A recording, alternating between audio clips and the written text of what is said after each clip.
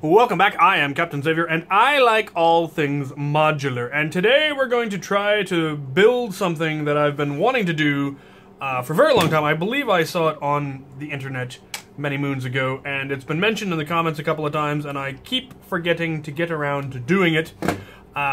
We are going to build a magazine-fed attachment for my various air-powered systems. Probably won't actually work on Ire because of the way Ire's designed. There'd be no way to actually properly attach it.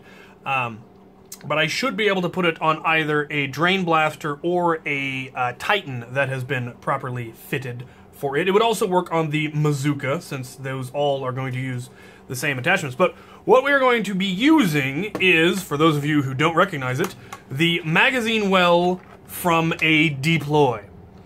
And this is one of the many reasons that I keep saying that while the deploy is not a stunning blaster, it's an absolute goldmine for parts, because it is the only blaster that I know of that has a fully self-contained removable magazine well, including jam door release, and also has a flashlight built in, which is just nifty. We are going to take the entire bolt assembly, bolt sled out completely, because we're going to be replacing it with a brass breech, not unlike my singled brass breech that opens up on the front. But basically this will be mounted in here in such a way that a magazine automatically feeds into the breech, and then when you close it, it will seal around the dart, hopefully. And yeah, should allow for a fairly decent sniper type setup for long-range use. Should be compatible with both full darts and half darts. That's my goal anyway. And we will see if this is remotely feasible.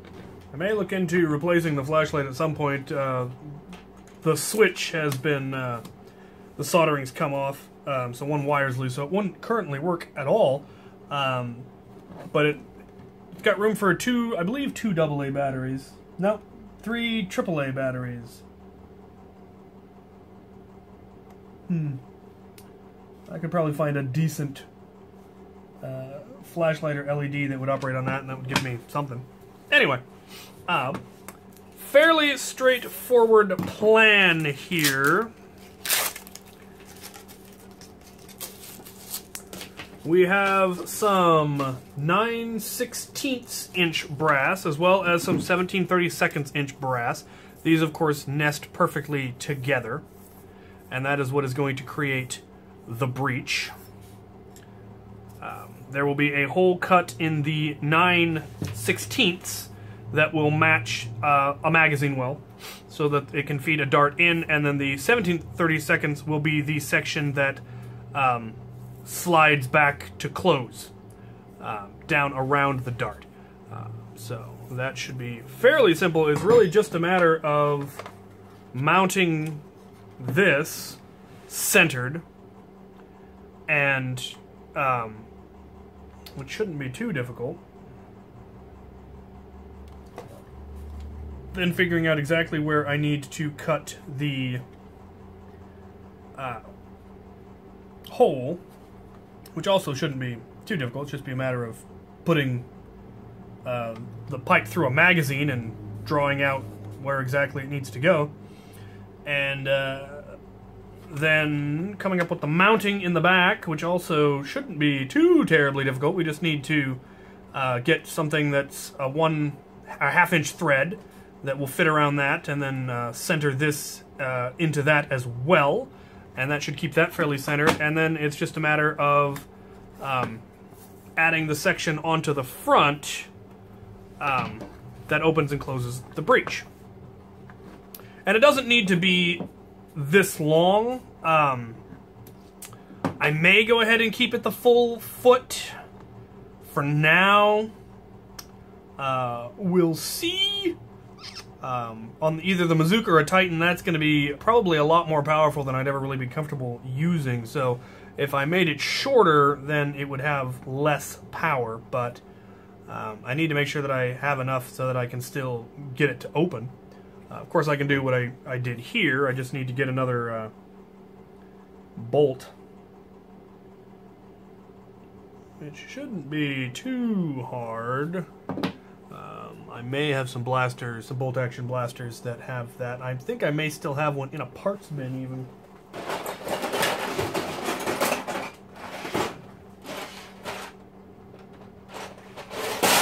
I do. Okay. So I do have another bolt available. So that will go right there, which will be quite lovely. So let's take a look at PVC joints. Alright, so we have unfortunately run into a parts shortage issue.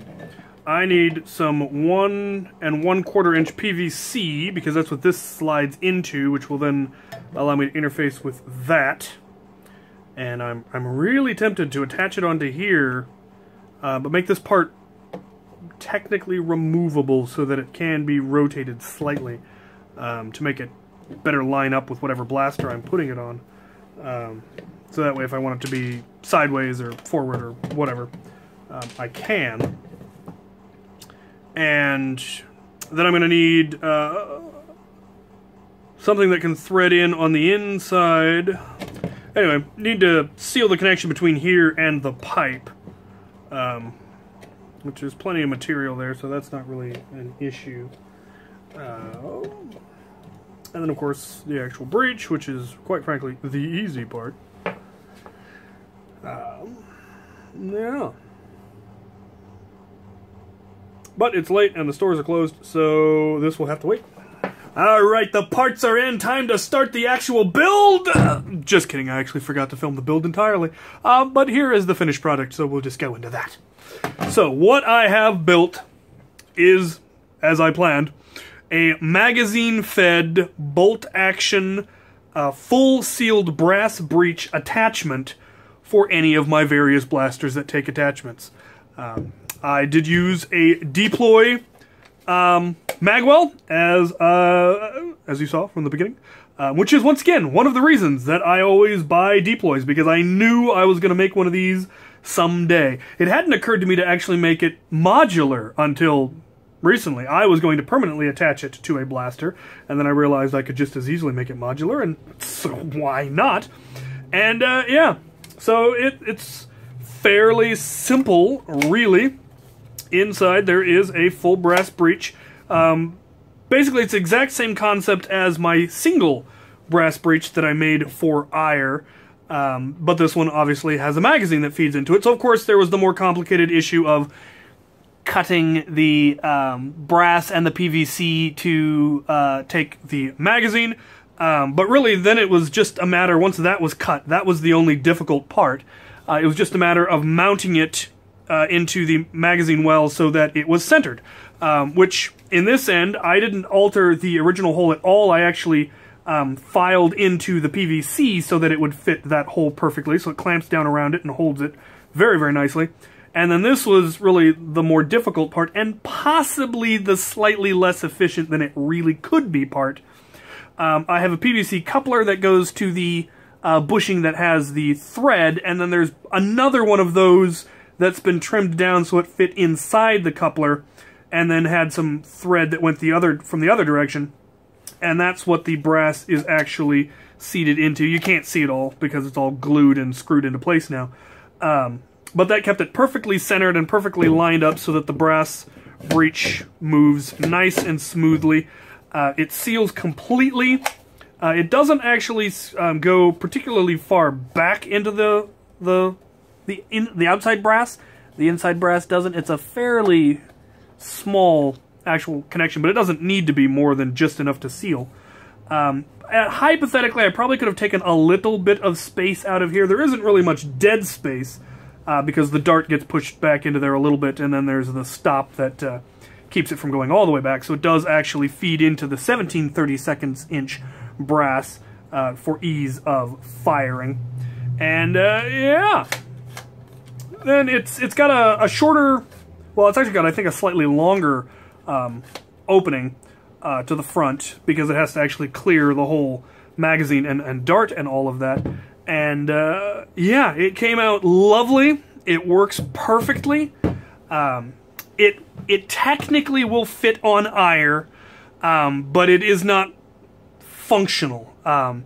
As in, you really can't use it because you can't reach the bolt when it's on ire without...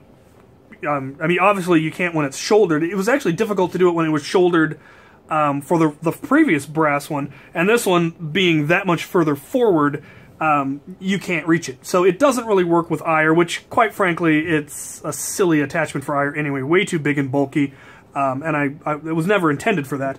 It was, of course, built with the Mazuka in mind. And actually, not truly the Mazuka. There was another blaster that I wanted to put this on, and it was the one that I was originally going to permanently attach it on, but now I can just make that blaster take any of Ire's attachments, and this will be one that is included. And with this one, it actually is just the right length, which is beautiful. If you have the Mazuka without any attachment on the back, so you can basically use the Mazuka as a kind of like a stock. I should make some sort of an attachment that fits onto the back of here, and makes it a comfortable shoulder stock. And then I should definitely put some rail up here so I can put some sort of a sight, because this thing is going to be accurate enough that it might actually need it. And yeah, it works quite magnificently. The original magazine well lock does still work. Feeds a dart. This is actually the first magazine-fed full-sealed brass breech that I have ever done. The only other brass breeches that I've done was that single-shot one, and it's much simpler because it just has to have a hole large enough for a dart. It doesn't have to fit a magazine. It's generally much simpler. Or also, I did one on the Stampede Strike that I did, but doing the magazine-fed one was much more complicated.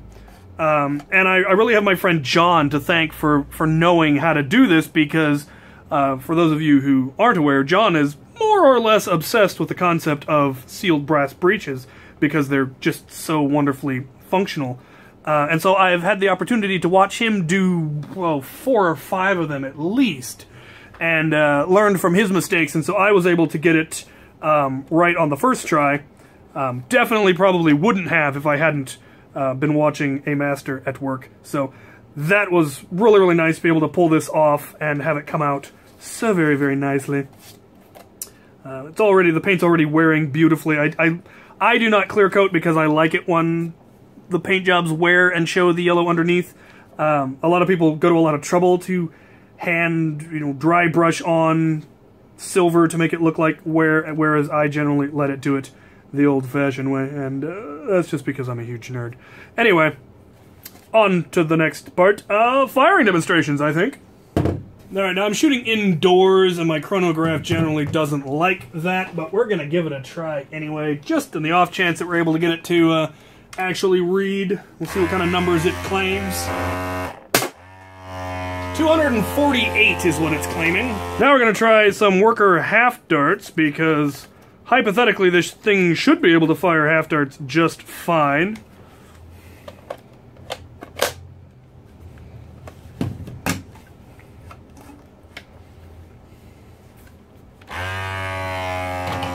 I could probably shotgun with half darts as well. 190 with a half dart. So, who knows? Firing under fluorescent lights through a chronograph doesn't necessarily give you good readings. I will eventually test it outdoors. Obviously, even if those numbers are higher than it really is, or lower than it really is, this thing has way more power than I would ever want to use at a public Nerf war. If I ever get into more NIC stuff, if we ever start hosting actual proper NIC wars, this platform would obviously be an excellent option for long range. I don't know how it would stand up to a scar-barreled Caliburn, honestly. Kind of hard to tell. It obviously isn't going to have the same rate of fire because it takes so long for the tank to pump up. But it was a really neat idea. I've always wanted to do this build, and now I have. I am looking forward to the actual gun, like I said, that I intended to use this for. That will probably be a build I'll do fairly early next year, possibly for my February personal build. We will see. But it has definitely a lot of potential. Hypothetically, I could put it on a drain blaster, but I like the Bazooka with its self-pumping capabilities. And the one that I'm planning to build for myself will also have self-pump. Don't know whether the tank capacity will be larger or smaller. We'll see when I actually get that built. But stay tuned for that. Anyway, if you have any suggestions for other attachments that I can make, because a number of people recommended this one. I hadn't thought to make it modular until somebody suggested it. I was going to make it permanently attached. So I do read your comments, and I do enjoy getting good ideas for serious attachment ideas, and sometimes silly attachment ideas. Somebody wanted me to make a foam animal launcher, and I've got a number of things that would probably fire a foam animal. The trick is going to be the nature of the foam animal. They sound like a strangely irregular ammo type, which would make for getting a seal difficult. But I can think of a number of ways that you might be able to make it work. So I may have to look into getting some foam animals. It currently has this flashlight thing that's part of the deploy, which is, of course, kind of useless on a sniper attachment, because anything that the flashlight would actually help me to see is going to be way too close for me to shoot at. Generally wouldn't be shooting long or a sniper attachment at night anyway. But I'm thinking of swapping this out for a laser pointer. Just because I think that would be neat. It probably would never be able to get accurate with it, because, unless I can figure out how to make it actually adjustable in there. But I think it would be fun, because I like that sort of silly gimmicky thing. Right now it doesn't function at all, because the wires got broken loose while I was putting it all back together, and I couldn't be bothered to solder it back in when I know I'm just going to replace it. But yeah, that's neat. Definitely needs to have rail. I'm thinking of putting in rail on all 4 sides of this section, so that I can either attach a bipod and a sight, and that way it wouldn't matter what configuration you had it in, whether you had the magwell going out the left, the right, the top, the bottom, you'd be able to attach both of those still. So definitely think that's going to be something that's going to happen. I'll have to print myself some rail. Yeah, probably some Picatinny maybe. Not sure. Either that or have Nerf and then Nerf to Picatinny adapters. That would work as well. Anyway, that is kind of the plan. So if you have suggestions, comments, concerns, ideas, put them down in the comment section. And as always, thank you guys for watching.